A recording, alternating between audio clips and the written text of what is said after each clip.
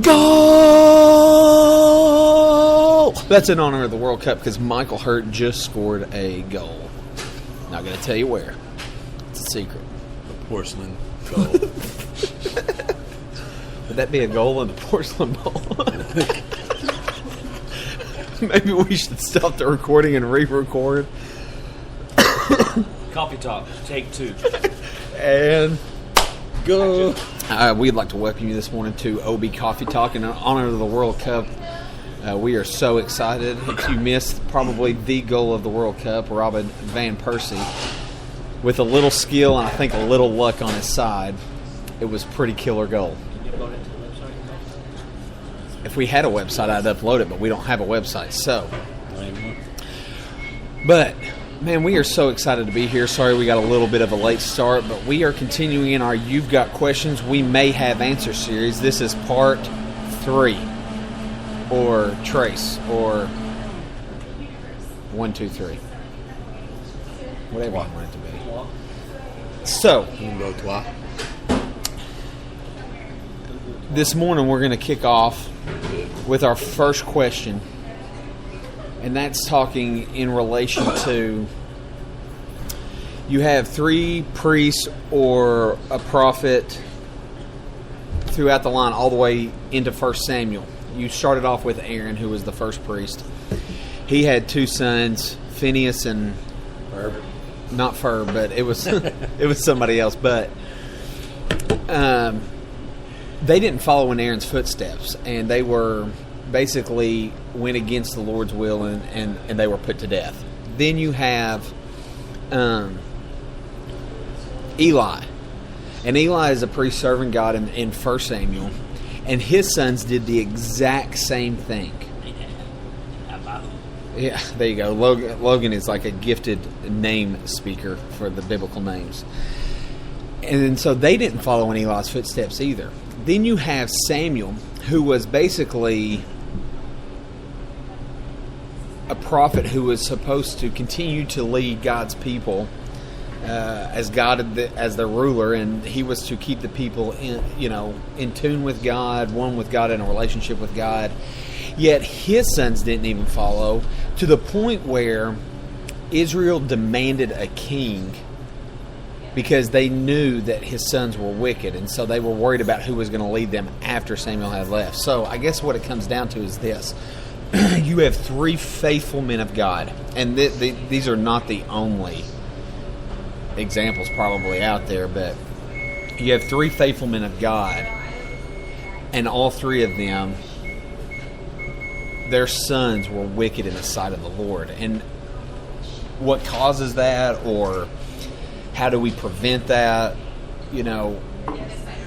Where are we failing the next generation, I guess, is what it would come down to.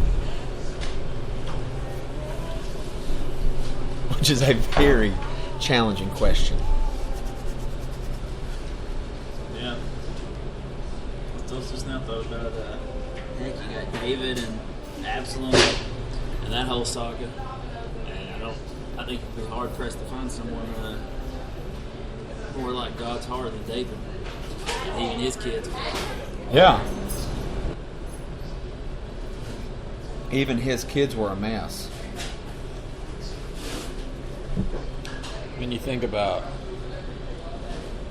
when things are going really, really well, Satan gets really pissed off, ticked off.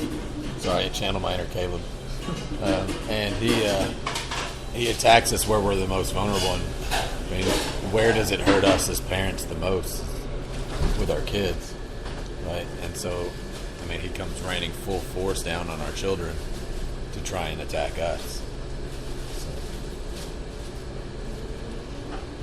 In terms of Israel, and that was their greatest commandment, was to love the Lord their God, and to teach that to the kids and everything else. That was their Great Commission parallel.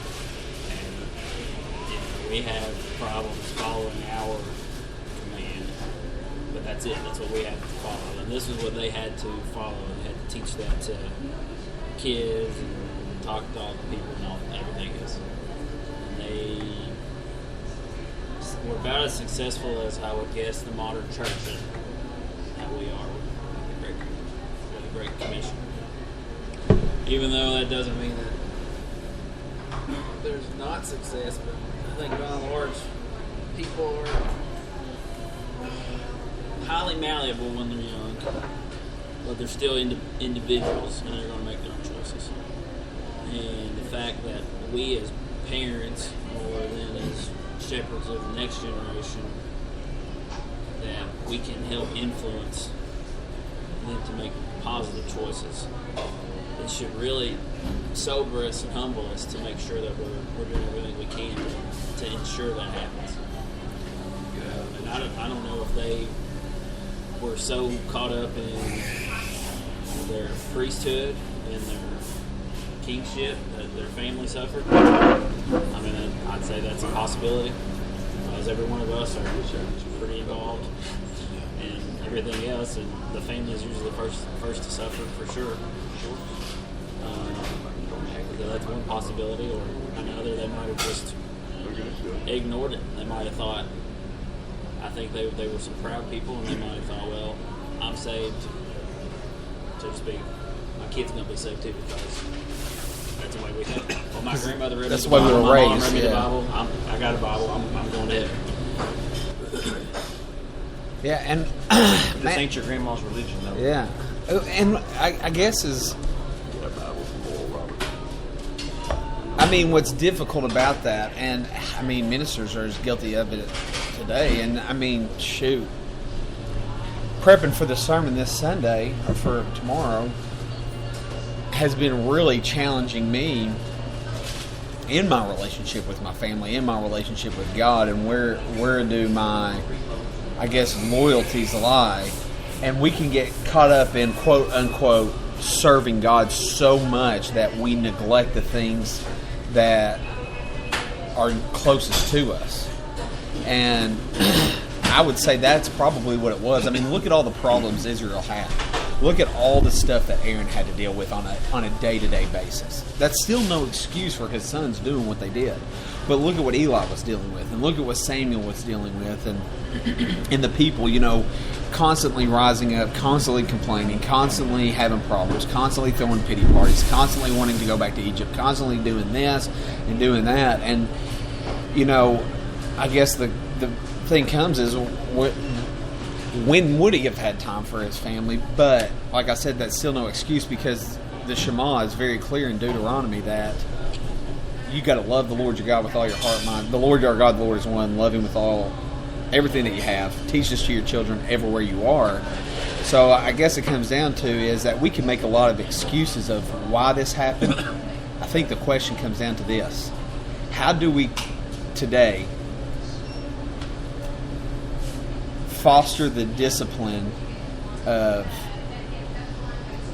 raising our children, of balance and raising our children to fear God? Yeah, here's the thing is, reading the Bible is one of the right things to do, right? That's a good action, right? But if I read this Bible 16 hours a day and have a family and I neglect them, I can't worship reading the Bible, right? There's things that you do in ministry that you got to be careful they don't become your God. Yeah. Right? Because you can start reading the Bible or doing things that could become like an addiction, so to speak, and you start worshiping that. Yeah. I'm trying to be careful in saying that, but no, but it's so true. Too much of a good thing can be a bad thing. Is that not a truth of the matter? Okay, I can sell myself out for ministry, but if it's at the cost of my family, ministry is a good thing. But if it was at the cost of my family, did it in turn be a bad thing? And I guess I have to pinpoint my own life I would say I'm pretty busy. All in all, I'm work full-time one job and work full-time another job, and you have a family that's a full-time job, and getting all of that stuff into where you could balance that, and it easily becomes unbalanced. And here's the problem. I think here's where the problem lies in, is we are a society that is bred to be individual, yet people pleasers at the same time. Be who you are, but also please people along the way. So we have the mentality that we can't say no. And what happens is we choose to continue to add more and more instead of just saying, okay, enough's enough. I've got to tell you no today. I've got to say no. I just can't do that because what I'm trying to create is a healthy balance in my family. Here's my biggest fear as a minister, and I can tell you, this is my biggest fear as a minister from the family perspective, from a full-time minister, is my sons growing up and saying, my dad was a good man, he helped a lot of people, but he never helped me.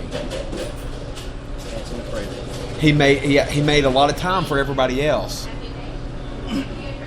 but he never really made time for me. And I don't want to get to the end of my life and live with that. So something that I've tried to consciously do now, and it is definitely a conscious effort, is when I get home, at least for the first 2 or 3 hours, I'll put my phone in the back of the counter, set it off to the side. Put my computer and backpack up somewhere where I don't have too much access to it, because what I can do is I can get sucked into that. And here's Liam or Titus or something saying, hey, will you throw a ball with me? Will you throw a baseball with me? No, I can't. Daddy's got to do some work right now. This is when it really hit me, was yesterday. I showed up home from work, because when I'm driving home from camp, I always call JT and I always call Russell just to check in on him. JT's going through a really tough time right now, a lot of decision making, a lot of change. Try to do it. And I pulled up yesterday after getting my hair cut, after going to the store, pull up to the thing, got out of the car, and Liam said, awesome, you're not on your phone. All right? I mean, that did it for me right there. I have to be conscious of that he is watching me do this. And then, number one, am I going to breed a son that is engaged into his phone the whole time and we never have a good conversation or some type of focus? Or am I too busy to focus on him, to give him the attention that he deserves and to do what he wants to do? One of the things that Logan said was that the Shema was the Old Testament version of the Great Commission. And if you think about what the Great Commission says, it says to make disciples. And where's the easiest place for us to start making disciples? And that's with our children. I mean, and I think a lot of people overlook that. They think, oh, well, I have to go to the ends of the earth to make disciples. I mean, you should be making disciples at home first and foremost, and then going out to the world and making disciples.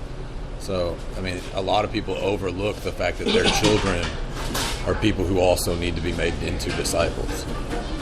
That's true. I was listening to a sermon yesterday, and it said, if you want to practice loving on people on the outside, I'll tell you a great place to start. Practice on loving on people on the inside, because we can't even get that part right. So how are we going to get it right loving people on the outside? That's true with your family. It's true with your church. It's true with anything you're a part of. If you don't love the inside, and you're too focused on loving everything but the people you live, you're losing people. But I do think that it's probably easier, though, going outside of that. Just like you said, the prophet's not without honor in his own country.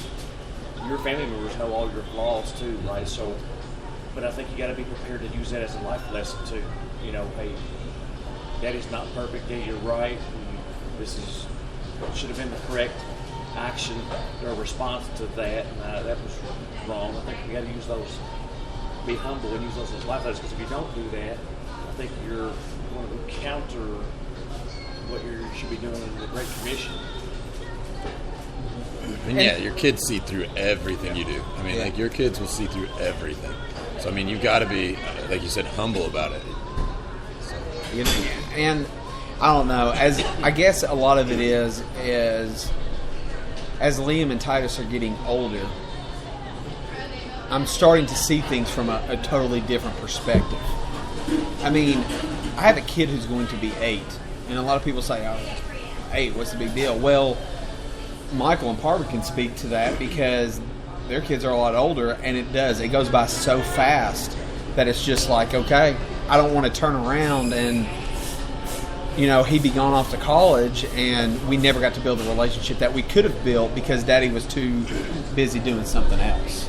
Daddy was too busy investing in other people. Not that I'm going to stop investing in other people, because I want him to see that, and I want him to be able to do that. I mean, he invited the neighbor to church the other day.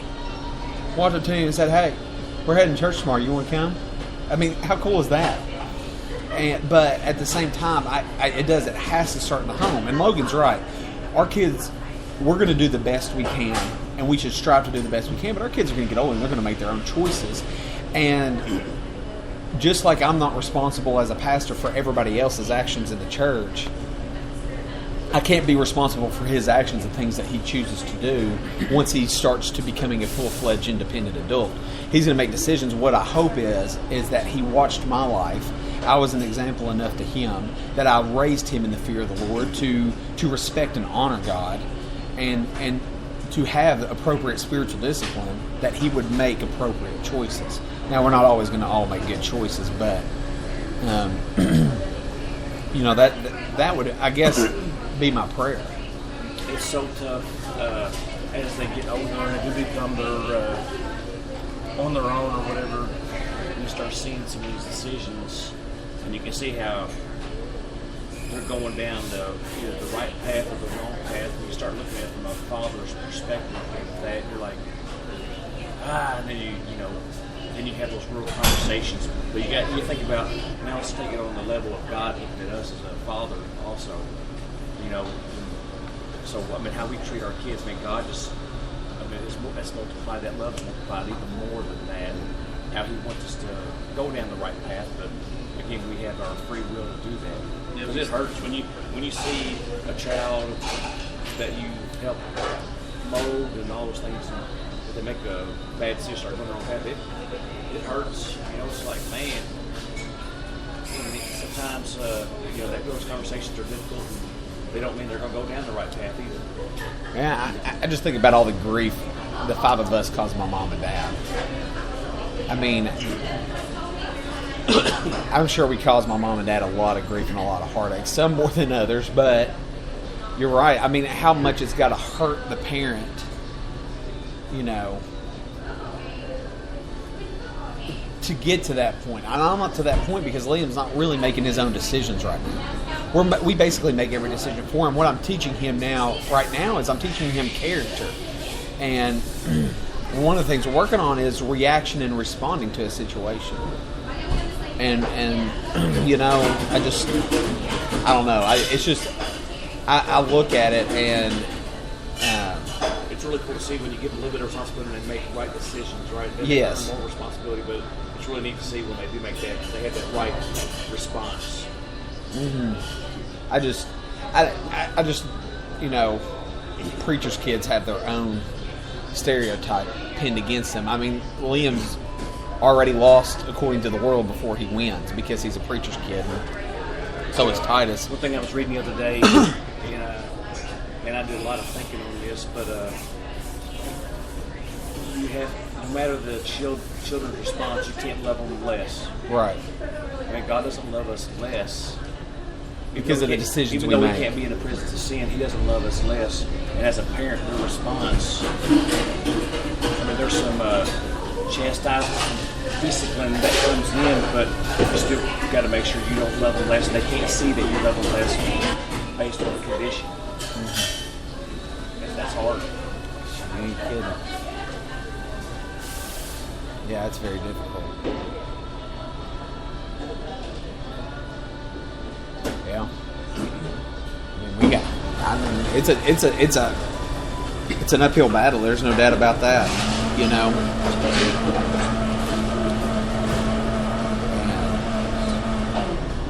I think something else we need to ask ourselves is, how much are we really concerned about our kids and their generation? And how much do we really care about them? Because if we really care about them, then we're going to be teaching them and doing that. Otherwise, we're selfish and we're not teaching them. What that ultimately says, I don't care the kind of world you got to grow up in. I don't care what tools I'm going to equip you with to deal with it. If we are not doing what the Shema says, then that's ultimately saying, I don't care. I'm concerned about myself more than I'm concerned about you. And I don't think that's what Christ would have said. Not at all. I was thinking about, I went back to Psalm 124, where it talks about the name of the Lord.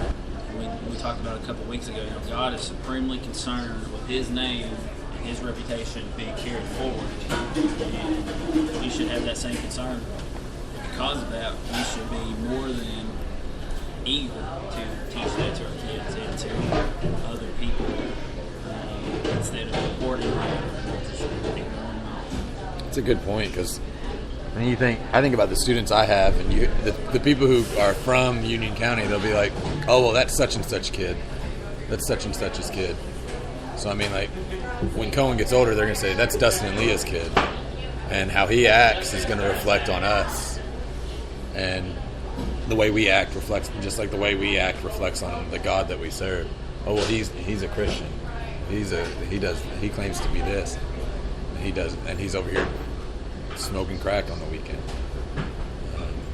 But I mean, that is an interesting point, that we should be concerned with that our name be going forward with our kids, just like God's concerned with His name going forward with us.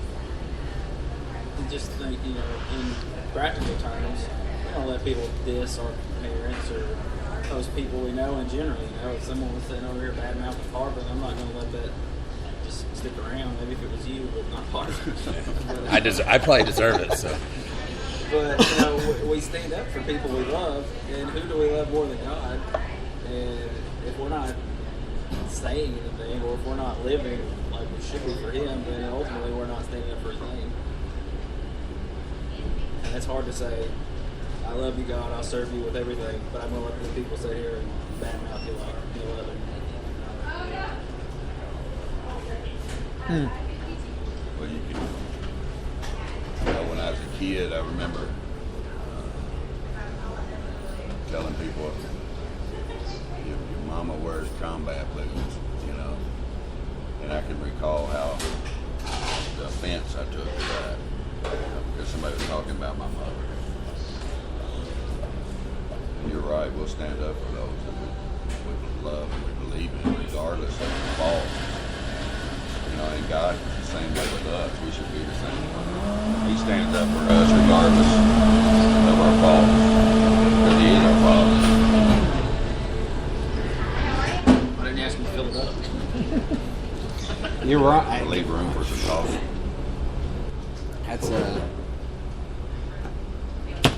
That's a challenging point.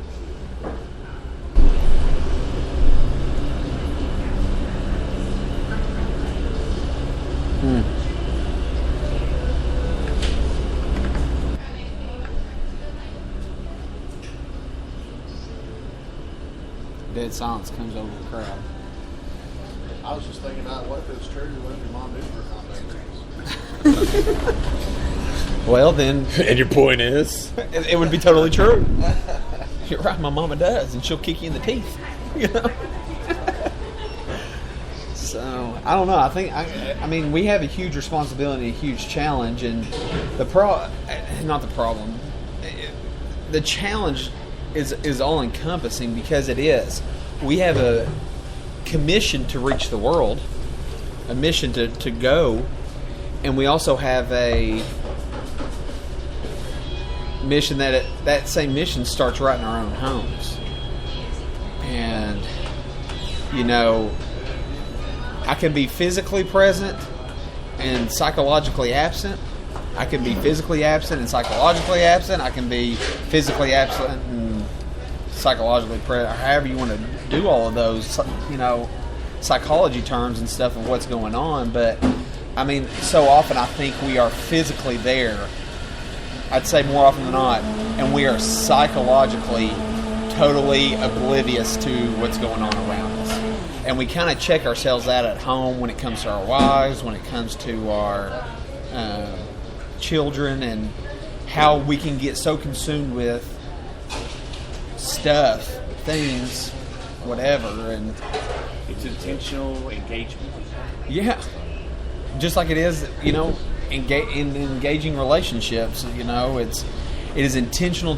We must be intentional to engage those relationships. If I'm walking up to somebody and I'm saying, "Hey, how are you? How you doing? Yeah, hey, I'm Will. It's nice to meet you." I'm sitting here looking at my phone the whole time. What's intentional about that? You know, I was talking to my brother the other day about this, and he said, "Will, one of the practices that I have is this.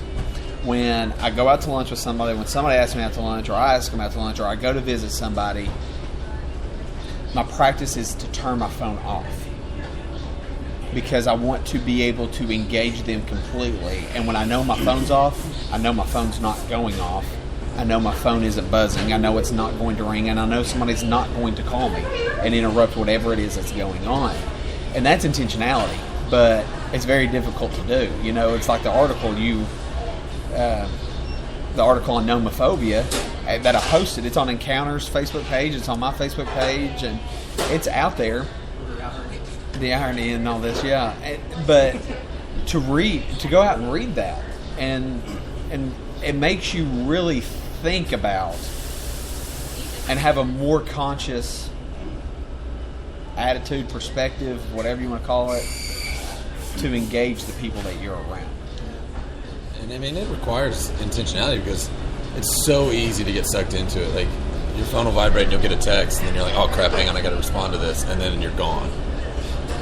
And it's so easy to get sucked into that. And we're the same people that said, "How in the world did Eve get deceived by that serpent?"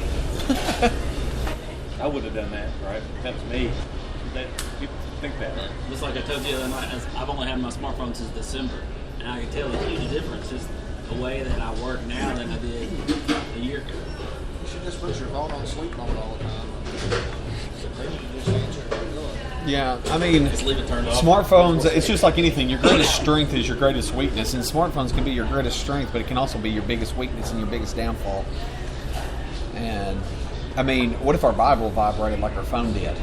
God's got a message for you. But see, God's not necessarily like that.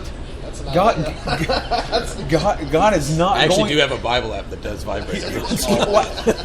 Why would God do that? Because here's what he would say. You know, in Elijah's time, he went to the cave, and here comes a great wind, and here comes a great fire, and here comes a great earthquake, and here comes all this stuff, and God wasn't in those things. It was in the still small whisper, okay? God's not in the ringtone. God's not in the text message. God's not in this or that or whatever else is coming our way. God's in the be still and know that I am God. Let's stop. He's not going to buzz his words so that we'll open it up and read it, because he doesn't want us to be. He wants us to have the conscious effort, the faith, the trust, the intentionality to sit down and focus on his word.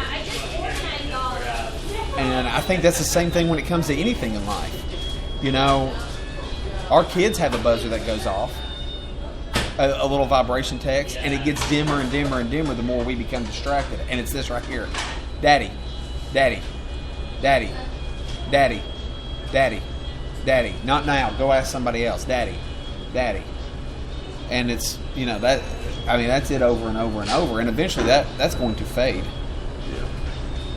They quit asking, Yeah. believe it or not. The more things change, the more they stay the same. I mean, Yeah. that's been ringing true since right here. Yeah. And so, I don't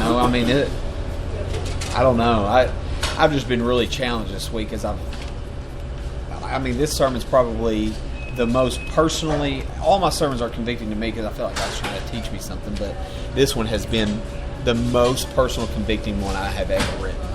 Because as I think about worship and study worship and look at it, the more and more I realize how little I worship God. How much of my day is consumed by anything but that. And so, I don't know. Just Compare that. I mean, if you want to be sober, compare that to how much God has consumed the love of us. easy now. Don't convict me too much. 24/7 outside the time, where at 1% or 2%, whatever the number is. And even to take the average off, if we look at our actual number, it's probably very low. Yeah. I mean, reciprocating, right? It's like how many, we take more than we give back. There's no doubt about that. We seek more than we're willing to give. That's for sure.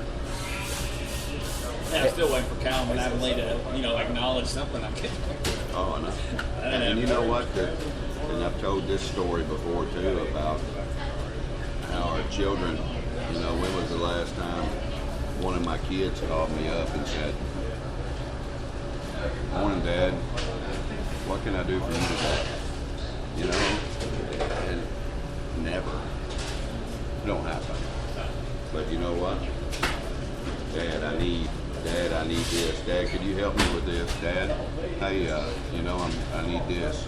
But when you think about that, and it's not truly ingratitude. It's truly, I think, a lack of. It's a dependency. You're dependent upon me as a father, like I'm dependent upon my father. But when was the last time I woke up in the morning and said, "Lord, what can I do for you today?" And too many times it becomes about us and what he can do for me versus what can I do for him. I mean, that's relative to life. And Michael, I know you can relate to that. And you'll see it as your children get older. Not that I'm concerned about it, because I understand it, because I'm the same way. I can't pick up the phone and call my earthly father, but every morning I get on the phone and talk to my heavenly Father. I'm making calls to him all day long. Help me, help me, help me, help me, help me. Not realizing what can I do? What can I do for you?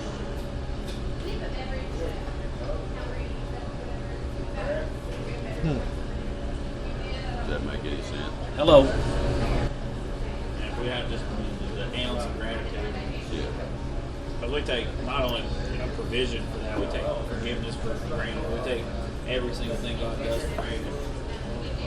And just thinking about my relationship with my parents, somebody else's, it's sad. And I was thinking when you were talking about watching your kids grow up and the choices they make, just like we discussed in Multiply. God started off with mankind, and He set them on that path. He begged them, told them over and over and over again the right way to do it. They didn't do it ever, really. I mean, they pretty much started, here's the road, and I'm going this way. And that's exactly why God had sent Christ and make the ultimate sacrifice. And, I'll do anything for my kids. I'm sure everybody else here will too. And we can't control them. And why we can raise them right, and that's our responsibility. Otherwise, I'm not going to be burning in hell if I'm not going to kids raising me. And I've had two, and still got two, totally different personalities.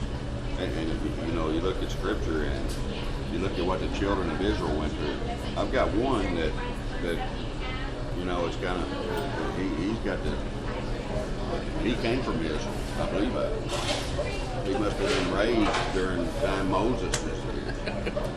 But because, he's been spanked, he's been beat about his head and shoulders, and no matter what,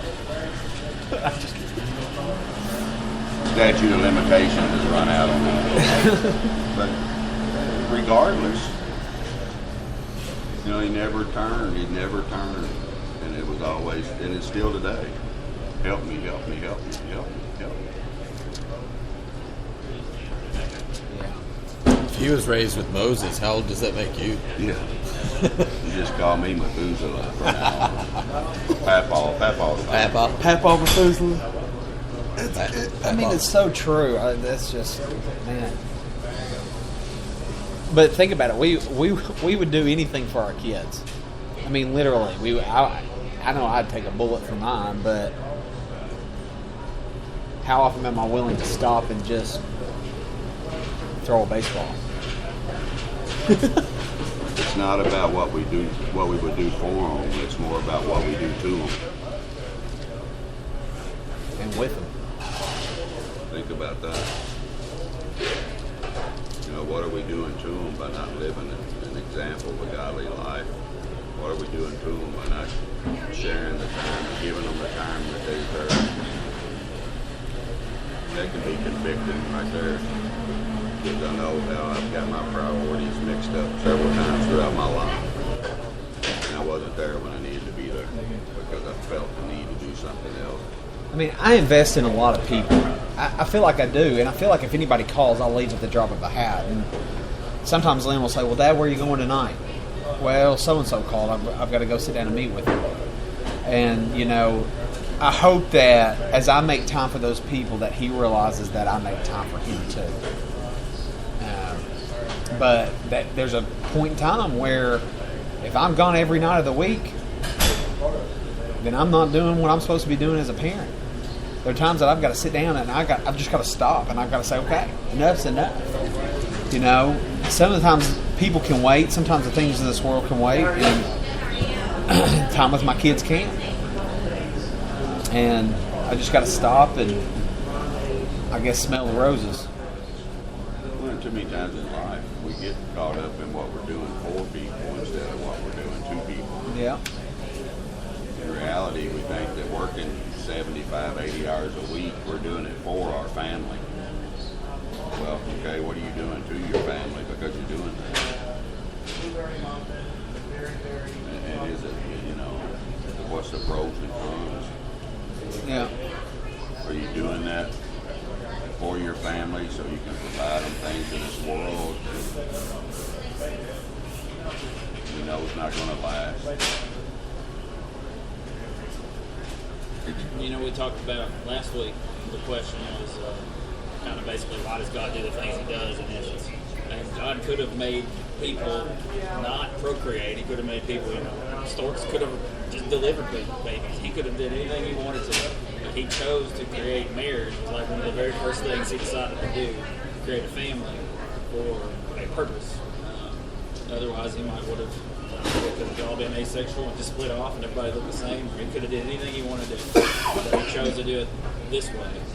And so we don't get any say in that, but we still have to do it. So I think stork delivery would have been pretty phenomenal. A raven delivery or eagle from You'd delivery. save on medical bills. You could have eagle What do powers you like mean? Nacho. If there's no stork delivery? Could you have eagle powers like Nacho Libre? Really? Babies are delivered from the store? I want those hot. It's not true. I think that's where it begins. And our vision at our church is to make disciples who make disciples. My passion in life is to make disciples who make disciples. But if I'm not discipling my family, then I have no sense or... I'm hypocritical. If I'm not discipling my family, I'm discipling other people, then I'm just a hypocrite. It's got to start within the family, and then it's got to flow out from that. It's just that's where it all begins. If I wasn't going to start with my family, then I should have never had a family. Michael and I was asked the question when Thursday night, did we believe that there were disciples on the earth today and apostles on the earth today? And I answered the question that each one of us are discipling somebody, believe it or not. Yeah. We're all disciples. Yeah, you're exactly right on that. The right path or the wrong path. That's right. Depends on what you're discipling. You either put, like I always say, one of my things that I always try to go back to is I'm either pointing people toward God or I'm pointing people away from God. And one of the things that I want to do in life is I want to inspire every person that comes across my path. I want to inspire them, and I want to learn something from them in return where they can inspire me back. And the ultimate inspiration comes from the one who created it, and that's God himself. And if I can inspire people toward God throughout life, hopefully that I can make a difference. So it's definitely a challenge. This is a lot easier said than done. There's no doubt about that. And there's every parent will go back and say, well, I wish I would have done this different. I wish I would have done that different. Here's the deal. It ain't too late. It's not too late to start now. It's not too late to move forward and start looking to the future and just to say, hey, okay, today we're going to start. Today we're going to make this happen. And, you know, is it going to mean that I have to sacrifice some things? Absolutely. That's just part of it. You're just going to have to make sacrifices. And I guess what it comes down to is what's more important. Yeah, I mean, let's go back to the beginning. How did it end for Aaron's kids? Death. For Samuel's kids? How Death. did it end for Eli's kids? Death. Absolutely. Death. None of those are positive. Yeah, there is none of that. I mean, how did it end for? We could say Solomon the same thing. Even though he became king, man, his life was a wreck. Yeah. Anybody who puts 1,000 women in his life is going to be a wreck. But man, his life it was, and he went to the point. If you read Ecclesiastes, where he tried everything under the sun to see what would give happiness. You know, I mean, what kind of life is that? And you know, one of the things that there are certain things that I want to do with my kids in life that I want them to experience. And that's things that we can share together. I mean, this year my goal is to take Liam to Neyland Stadium. I think everybody in their life should experience it one time. Just because it's an unbelievable atmosphere to watch people come together. And that's a time that we can share together. You know, sit down and watch the World Cup together. Should have named it Neyland. Just do things with them that are important to them, what they want to do, instead of doing whatever it is we want them to do. So, you know, it's I don't know. Just, I want to make memories with my kids forever. It's one of the reasons we make it a point to go away together as a family and to spend time together, because it's critical. I mean, I don't want to be the cats in the cradle. That's what we should have opened. We should have. We can end with it. We can end with it. So, but, you know, he kept saying, Daddy, Daddy, Daddy, Daddy, Daddy. And when Daddy made time for the son's like, I'm too busy. And Following after his footsteps. yeah, he mimicked his dad. And what's funny is what do we always say growing up? I'm never ever going to be like my dad, or I'm never ever going to be like my mom, and we're always yeah, we are most like them. And you know what, I've quit trying to do that, because I want to take stuff from my dad.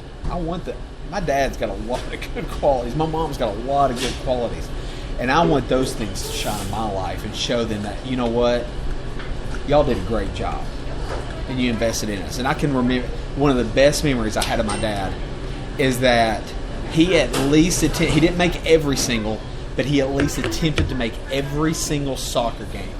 And he would work it around his work schedule. He would drive out of the way, knowing he was going out of town, to hit my soccer game, and then leave the soccer game to go out of town. And I mean, I can remember him sitting on the sidelines in high school, standing there at an away game that was, because Corbin didn't have that many teams around him, so we had to travel 45 minutes, hour and a half. There he was, an hour and a half, knowing it was going to add an extra hour to his drive to go out of town for work, but there he was sitting on the sidelines. You know, and I don't know. I've just been really, really convicted this week about my devotion and worship. And, man, I just realized I got a long way to go. I don't know why we keep this coffee talk crap up. I know. It just tears you up, doesn't it? So, but, man. It's a love-hate relationship. Yeah, it's definitely a challenging morning, but a fulfilling morning. And so thanks, everybody, for listening in and being a part of Coffee Talk this morning. We'll be back again next week. Same bat time, same bat channel. Different question. A child arrived just the other day. Possession soccer Came next to week. the world in the usual way, but there were planes to catch and bills to pay. He learned to walk while I was away, and he was talking for I knew it.